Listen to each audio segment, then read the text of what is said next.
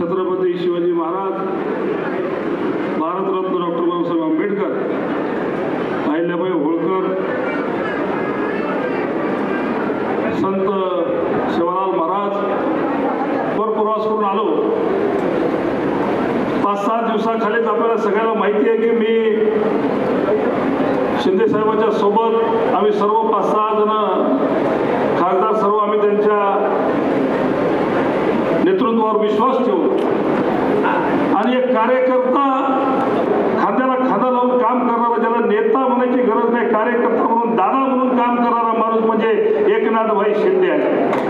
आणि त्याचबरोबर आमच्यासोबत खांद्याला खांदा लावून डॉक्टर साहेब तिथं आम्हाला संसदेमध्ये सातत्यानं सोबत असतात. मग सत्तेत होतो तरी, अगोदर विरोधी पक्षात होतो तरी पण कधी वाटलंच नाही की आम्ही कोणतं काही एकोणएकाच्या कधी विरोधात आहेत म्हणून. त्यामुळं आज काल आम्ही सर्वजणांनी मिळून निर्णय घेतला.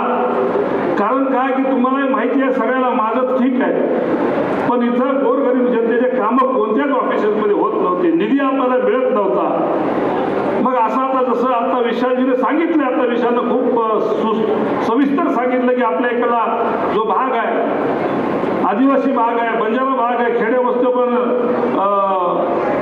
मारणारे राहणारे माणसं, मग अशा वेळेस कोण आपल्या पाठीशी उभा आहे आणि सत्तेमध्ये जाऊन आपल्याला कसं त्या सत्तेचे फळं घेता येतील, कसा विकास करता येईल, आणि या गोष्टी सर्व गोष्टी विचारात घेऊन मी हा निर्णय घेतला. बांधवांनो, हे 5-6 दिवस अजून जातील.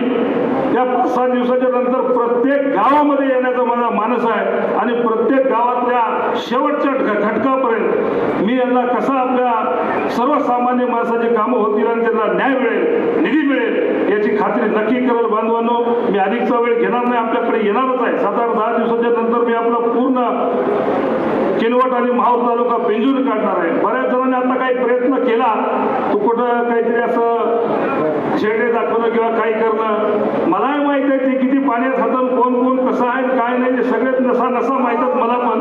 आणि 8-10 दिवसाच्या नंतर प्रत्येक गावात येणार आहे. मग असेल हिंमत यावं त्यांना, आम्ही बी हावं ते बी हावं, पाहत राहू काय काय होतील काय काय नाही. पण सर्वसामान्याच्या विकासासाठी हे पाऊल उचललेलं आहे. आता बोल त्याच्यात काही माघार बिगार घेण्यासारखं गडी नाही. आणि असं काही एकदा बोललो तर बोललो, झालं तर झालं, जे होईल ते होईल, मग पुढचं पुढे, त्याचा काही विषय नाही.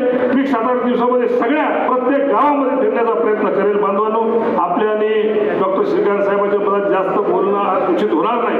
त्यामुळे आपण सगळेजण त्यांना ऐकायला आलेत आणि साहेबांना सुद्धा इथला कार्यक्रम करून, एक हातगावचा कार्यक्रम करून अजून बेंगलोरला जायचं आहे. आपल्या सगळ्यांच्या विनंतीला मान देऊन साहेबांनी आपल्या किनवट माहूरचा दौरा आपल्या सगळ्यांच्या आग्रहास्तव केला, त्याबद्दल मी मनापासून आपल्या सगळ्यांच्या मार्फत साहेबांचे धन्यवाद मानतो. जय हिंद, जय महाराष्ट्र.